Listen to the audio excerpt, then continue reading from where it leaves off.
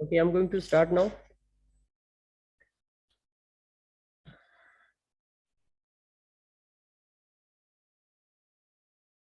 देखो, today we have to start with that of the food web. Food web क्या होता है? देखो, फूड चेन आपने समझ ली होगी। हु ईट्स होम, कि कौन किसका शिकार करता है या कौन किससे फूड लेता है, उसको हम कहते हैं फूड चेन। चेन मतलब कि एक लाइक ग्रास है, ग्रास को खाने वाले जो होंगे, ठीक है, उनके लिए ग्रास जो है फूड है। फिर वो जो ग्रास ईटर है, उनको जो खाएंगे कार्निवोर्स, वो उनके लिए फूड है। और इस तरीके से ये एक लिंक जो बनता जाता है, इसी को हम कहते हैं फूड चेन। लेकिन अगर फूड वेब की बात की जाए तो इसका मतलब क्या होता है? तो it is defined as interconnected food chain, यानी कि एक से ज्यादा फूड चेन जब आपस में कहीं ना कहीं क्रॉस कर रही है, इंटरकनेक्ट कर रही है, then it is known as food web. Web का मतलब तो आप समझते ही होंगे, ठीक है। तो ये वेब है उसी तरीके से। तो it is defined as the interconnected food chain in this any organism is eaten by several other organism. तो यानी कि फूड वेब के अंदर एक ऑर्गेनिज्म को कई ऑर्गेनिज्म जो है अपना शिकार बना सकते। जैसे एग्जाम्पल के लिए हम यहाँ देखें, यहाँ नीचे से शुरू करते हैं। सबसे पहले यहाँ पे कॉर्न का प्लांट है। इस कॉर्न के प्लांट को ग्रास होपर खा रहा है। ग्रास होपर को फिर कौन? रैट खा रहा है। या ग्रास होपर को कौन? फ्रॉग भी खा सकता है। तो यहाँ पे आप देख सकते हो कि ग्रास होपर का जो शिकार है वो दो डिफरेंट एनिमल कर रहे हैं। और यहाँ पे रैट को जो है, रैट का जो रैट को खाने वाला पाइथन हो सकता है, रैट को खाने वाला ईगल हो सकता है, रैट को खाने वाला वुल्फ हो सकता है। और इस तरीके से वो एक दूसरे के साथ ये लाइन जो है वो इंटरकनेक्ट कर रही है। और यहाँ पे एक से ज्यादा फूड वेब आप एक से ज्यादा फूड चेन आप एक दूसरे के साथ इंटरकनेक्ट होते हुए देख सकते हो। This is simply the example of food web. Okay, so food web और फूड चेन बहुत इंपॉर्टेंट टॉपिक है। यहां से आपके क्वेश्चन आएंगे, बेटा ध्यान से समझिएगा प्लीज थोड़ा क्वेश्चन। अब जो ये वाला टॉपिक मैं तुम्हें बताने वाला हूँ, this is called 10% law, it's quite quite important. जैसे कह सकते हो कि इस चैप्टर का सबसे इंपॉर्टेंट टॉपिक यही है। एक तो ये और एक इससे आगे आना है हमारे पास बायोमैग्निफिकेशन।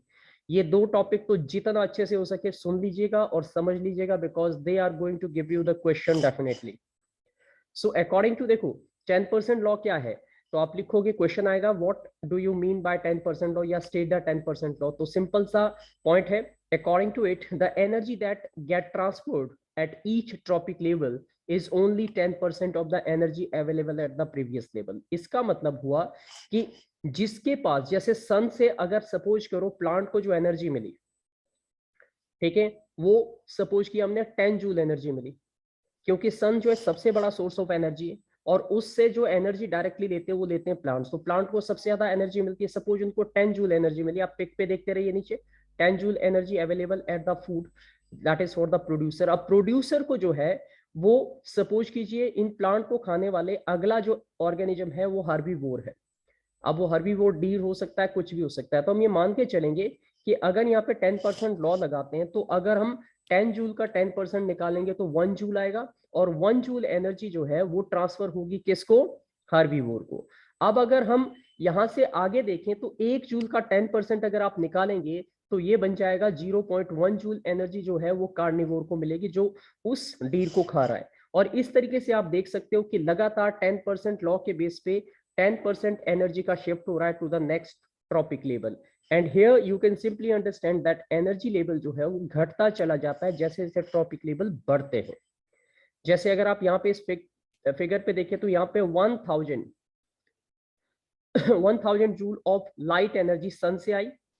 और ये 1000 का अगर हम 10% निकालेंगे तो सपोज हो सकता है यहाँ पे आपको जो है 100 मिल जाए। उस 100 में से 990 जूल एनर्जी जो है वो एनवायरमेंट में लॉस हो गई। ऑलराइट, और प्लांट को सिर्फ 10 जूल एनर्जी मिली। अब उस 10 जूल का 10% निकालेंगे तो हम ये मान के चलेंगे कि 1 जूल एनर्जी जो है वो हर्बीवोर को मिल रही है। इनमें से भी 9 जूल एनर्जी जो है एनवायरमेंट में लॉस हो रही है, क्योंकि वो अपने लिए उसका यूज कर रहा है। तो 1 जूल एनर्जी का 10% जो है, जो कार्निवोर है, जो लॉयन है, जो उस डेयर को खा रहा है, ठीक है, उसको मिल रही है। और 0.9 जूल एनर्जी जो है वो एनवायरमेंट में लॉस हो रही है। तो लगातार एनर्जी का लॉस होता जाता है। और ये एक प्रोग्रेसिव फूड चेन आपको दिखा रखी है, जिसमें ये बताया गया है कि 10% लॉ क्या होता है। That means energy get transfer to the each trophic level. सबसे पहला ट्रॉपिक लेवल हमारे पास होते हैं प्रोड्यूसर। प्रोड्यूसर के पास सबसे ज्यादा एनर्जी होती है, उसका 10% जो है वो हर्बीवोर को मिलता है, और हर्बीवोर को जितना मिलता है उसका 10% अगला ट्रॉपिक लेवल कार्निवोर को मिलता है। This is the 10% law. It's a quite important law and quite important topic as well, because this is energy flow in the trophic level. तो सबसे ज्यादा एनर्जी किसको मिलती है एनवायरनमेंट में? सबसे ज्यादा मिलती है प्रोड्यूसर यानी कि प्लांट को मिलती है। उसका 10% कौन लेता है? जो उन्हें खाएगा। उनका 10% कौन लेगा? जो उसको खाएगा, जो प्लांट खाते हैं, राइट। तो ये यहां से हमें ये कंडीशन समझ में आती है साइंटिफिकली कि सबसे ज्यादा एनर्जी जो पॉइंट होते हैं या एनर्जी लेवल होती है वो सिर्फ किसके पास होती है? प्लांट्स के पास होती है। अब ये जो अगला टॉपिक मैं आपको बताने वाला हूं, this is called the biological magnification and it is again equally important as 10% law. तो देखिए, व्हाट इज बायोलॉजिकल? बायोलॉजिकल का मतलब होता है जहां पे लिविंग की बात कर रहे हैं। मैग्निफिकेशन का मतलब होता है किसी चीज का एक्यूमुलेशन होना, इकट्ठा होना, बढ़ना। So the definition of point view, you आप ऐसे लिख सकते हो, it is defined as an increase in the concentration of some harmful substances at tropic level। यानी कि लगातार, आप सभी स्टूडेंट जानते हो कि हम लोग जो है प्लांट, सब्जियां, फ्रूट्स, ये सब कुछ मार्केट से लेके खाते हैं, ओके। तो जब हम इनको लेके आते हैं, खाते हैं, तो इनके अंदर, इनको उगाने के लिए इनके अंदर तरह तरह की चीजें डाली जाती है, जिनमें से फर्टिलाइजर्स होते हैं। अब वो फर्टिलाइजर केमिकल नेचर के होते हैं, तो हमें पता है कि वो केमिकल किसी ना किसी तरीके से उन प्लांट के अंदर या फ्रूट्स के अंदर या उन सीड्स के अंदर भी एक्यूमुलेट हो जाते हैं। और जब हम उनको यूज करते हैं एज ए फूड, तो वो केमिकल्स, हार्मफुल केमिकल, हमारे बॉडी में भी इकट्ठा होना शुरू हो जाते हैं। इसी चीज को हम बायोलॉजिकल मैग्निफिकेशन कहते हैं।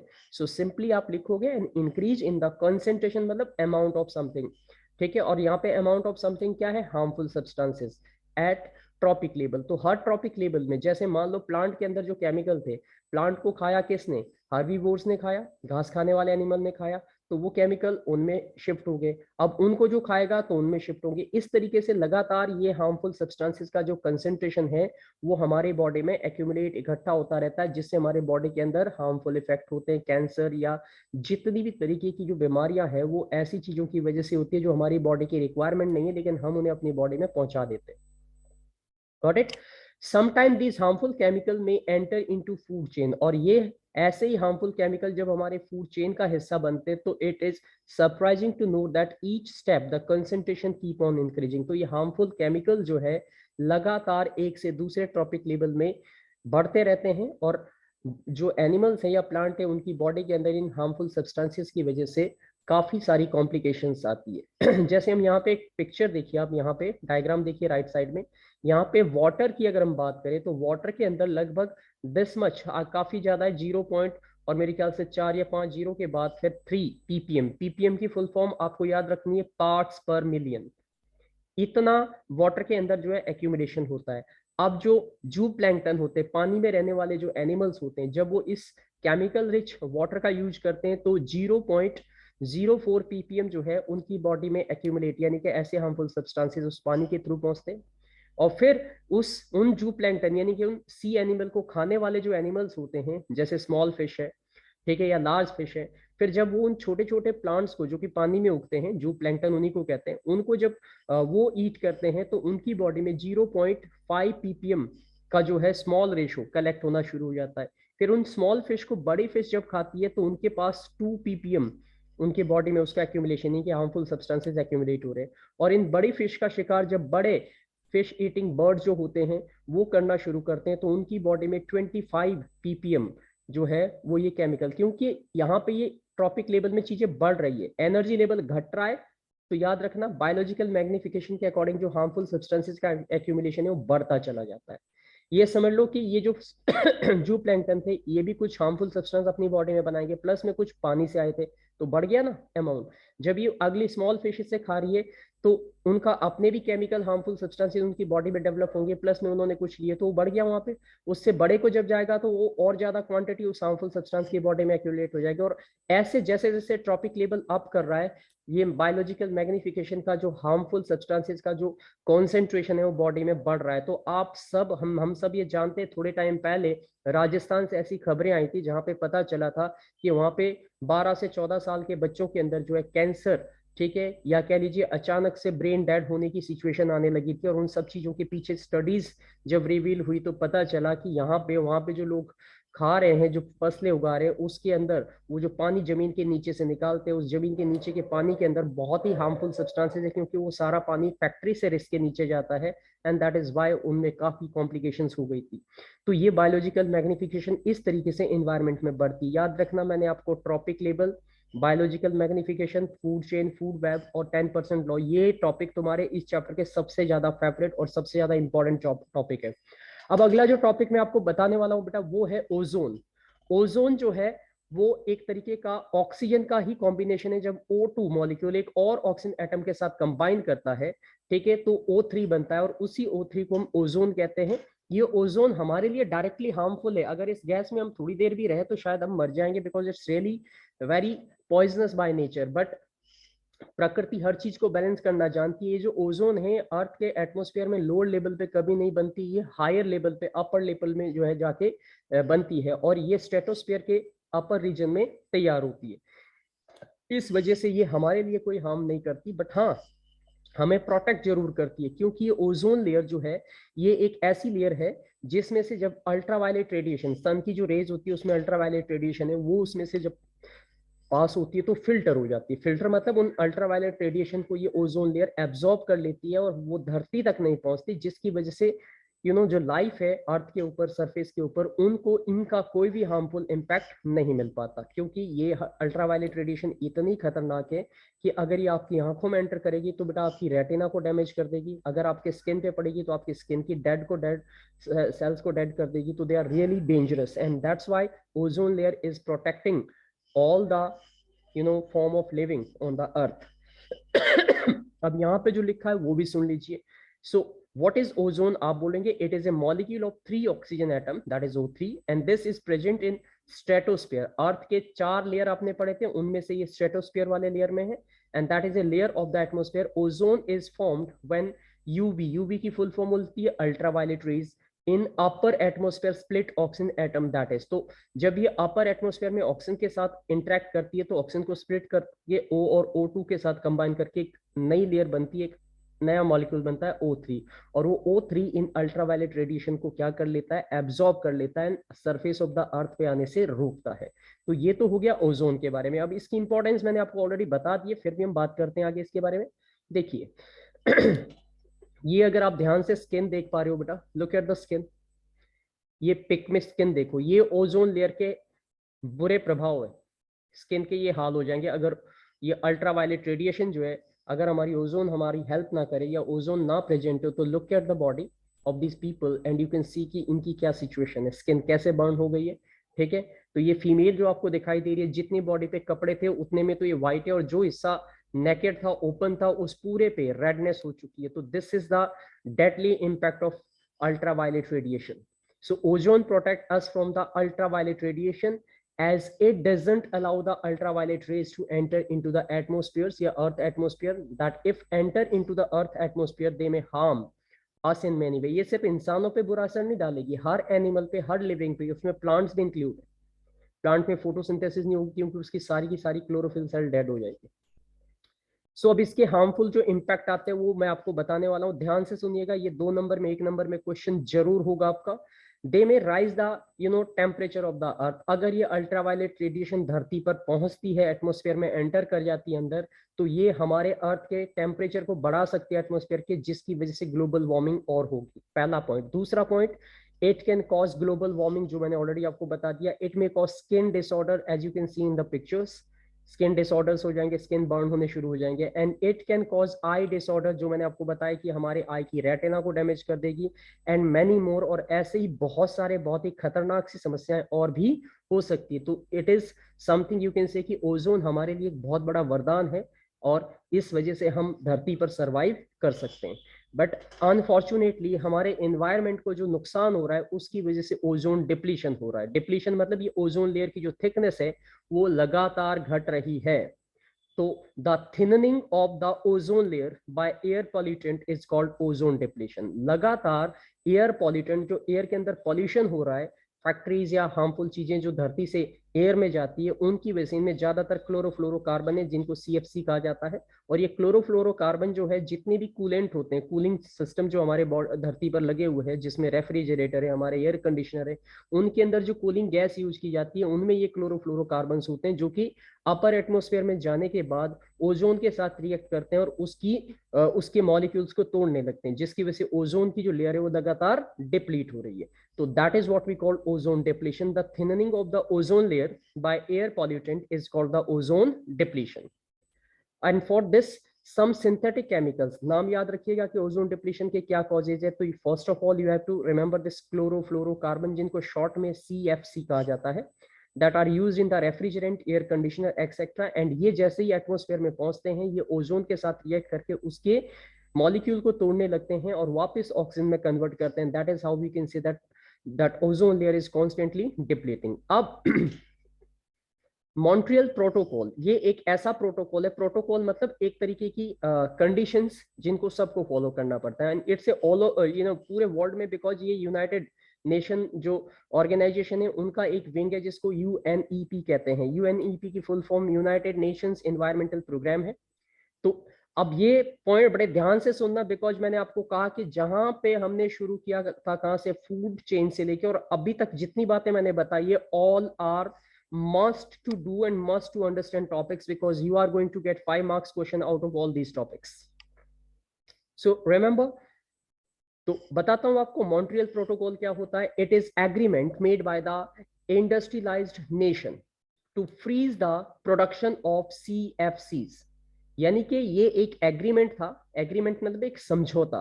जितने भी इंडस्ट्रियलाइज्ड नेशन है, वो देश जो दुनिया में सबसे ज्यादा इंडस्ट्रीज चलाते हैं, जहां पे सबसे ज्यादा हार्मफुल ऐसी गैसेस निकलती हैं या ऐसे सब्सटेंसेस निकलते हैं जो क्लोरोफ्लोरोकार्बन को प्रोड्यूस करते हैं और जिससे ओजोन लेयर का डिप्लेशन हो रहा है, तो इन सभी कंट्रीज ने मिलकर एक एग्रीमेंट साइन किया था, ठीक है, to freeze the production. Freeze मतलब रोक लगा देंगे प्रोडक्शन ऑफ CFC की। जहां पे भी क्लोरोफ्लोरोकार्बन जिन भी इंडस्ट्रीज में जिन भी जगहों पे यूज होते हैं, उनको बंद किया जाएगा और उनकी जगह पे उनके कुछ ऑल्टरनेटिव यूज किए जाएंगे, जहां पे काम तो वो वही करेंगे लेकिन उसमें क्लोरोफ्लोरोकार्बन जैसे सब्सटेंसेस नहीं होंगे। And make use of some of the alternative sources, तो उन्होंने उसकी जगह पे कुछ और ऑल्टरनेटिव जो सोर्सेज है वो सजेस्ट किए। And it was done in 1987। Date याद रखिएगा प्लीज, 1987 में UNEP के प्रेजेंस में ये चीजें हुई थी। UNEP की फुल फॉर्म में आपको पहले ही बता चुका हूं, यूनाइटेड नेशन एनवायरमेंटल प्रोग्राम। 1987 में साइन हुआ था ये एग्रीमेंट, और इस एग्रीमेंट का नाम क्या है? This is called the Montreal protocol. Now instead of using CFC, अब इन देशों के अंदर जितने भी इंडस्ट्रियलाइज्ड कंट्रीज हैं, यहाँ पे CFC क्लोरोफ्लोरोकार्बन का सीधा इस्तेमाल करने के बजाय HFC एंड PFC का यूज करते हैं। तो HFC जो है वो हाइड्रोजन फ्लोरोकार्बन होते हैं, PFC जो है वो फॉस्फेट फ्लोरोकार्बन होते हैं, इनका यूज किया जाता है। और ये इसलिए किया जाता है बिकॉज ये CFC की तरह ओजोन को हार्म नहीं पहुंचाते। सो ये कुछ प्रोटोकॉल थे जो बनाए गए और ओजोन को प्रोटेक्ट करने के लिए वर्ल्ड वाइड ये एफर्ट किए जा रहे हैं। अब लास्ट में हमारे पास गार्बेज के बारे में बात की है कि गार्बेज, आप सभी जानते हो कि गार्बेज का मतलब होता है ऐसी चीज जो रिफ्यूज्ड है, बेकार है, हमारे लिए यूजलेस है, कचरा जिसे हम कहते हैं, उसी को गार्बेज कहते हैं। तो it is refuse of fruits, vegetables, food along with the other domestic waste. तो गार्बेज एक तरीके का रिफ्यूज होता है। रिफ्यूज का मतलब होता है एक कचरा होता है, एक वेस्ट होता है हमारे लिए, जो कि फ्रूट्स का हो सकता है जो हम यूज नहीं कर पाते, चाहे उनके छिलके हो या खराब हुए फ्रूट्स हो, वेजिटेबल्स का भी यही सिचुएशन में बात कर रहे हैं।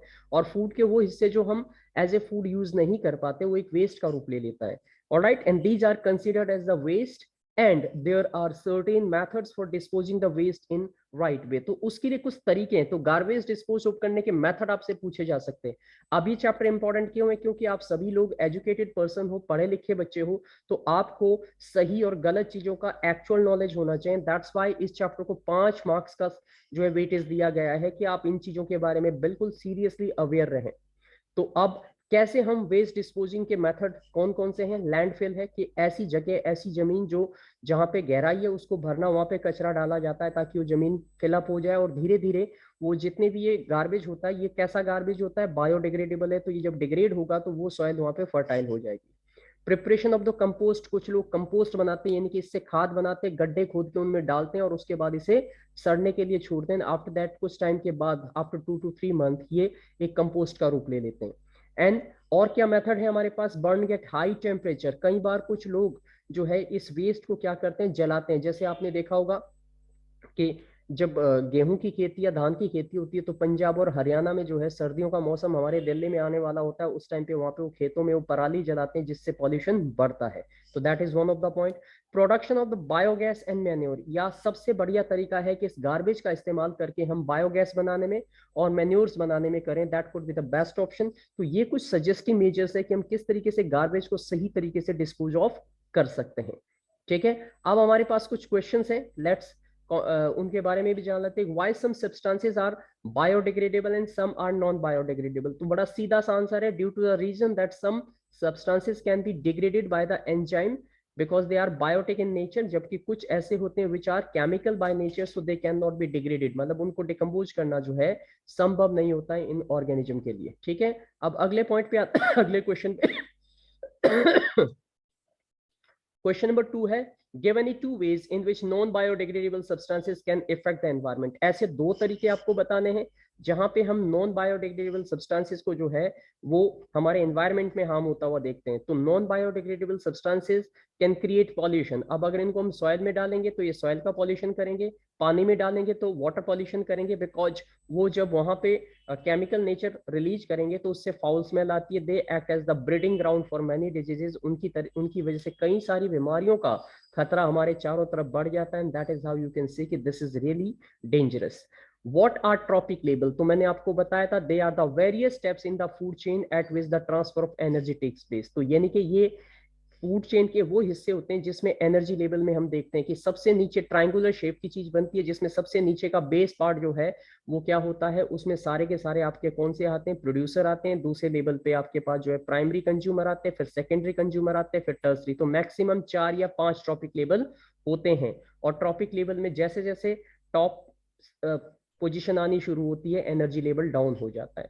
How do decomposer function in ecosystem? तो इकोसिस्टम के अंदर डिकम्पोजर कैसे रोल प्ले करते हैं? तो डिकम्पोजर जो है, they use the dead bodies as their food and they break the complex matter into simpler one which mix soil and are reused by the plant. और ये डिकम्पोजर क्या करते हैं, डिकम्पोजर जो है डेड चीजों को खाते हैं प्लांट और एनिमल के, तो ये उन डेड चीजों को एज ए फूड यूज करके, ठीक है, उसको सॉइल के अंदर फिर से मिट्टी में कन्वर्ट करते हैं, जिससे वो सारे न्यूट्रिएंट्स वापस सॉइल को मिलते हैं और सॉइल की नेचुरल जो फर्टिलिटी है वो इंक्रीज होती है। नेक्स्ट क्वेश्चन है, give two method that can reduce the problem of waste disposal. तो ऐसे दो तरीके आपको सजेस्ट करने हैं जिससे जो है हम डिस्पोजल की इस समस्या से निजात पा सकते हैं। तो टू मेथड जो इन्होंने सजेस्ट किए, सबसे पहले बेटा रिसाइकल है, कि जो प्लास्टिक पेपर एक्सेट्रा है उनको हमें जितना हो सके उनको, ठीक है, फेंकना नहीं चाहिए बल्कि उनको बेच देना चाहिए। तो you will get money as well as they are going to back to the factories where they are going to recycle, and उनको हम किसी और रूप में यूज कर सकते हैं।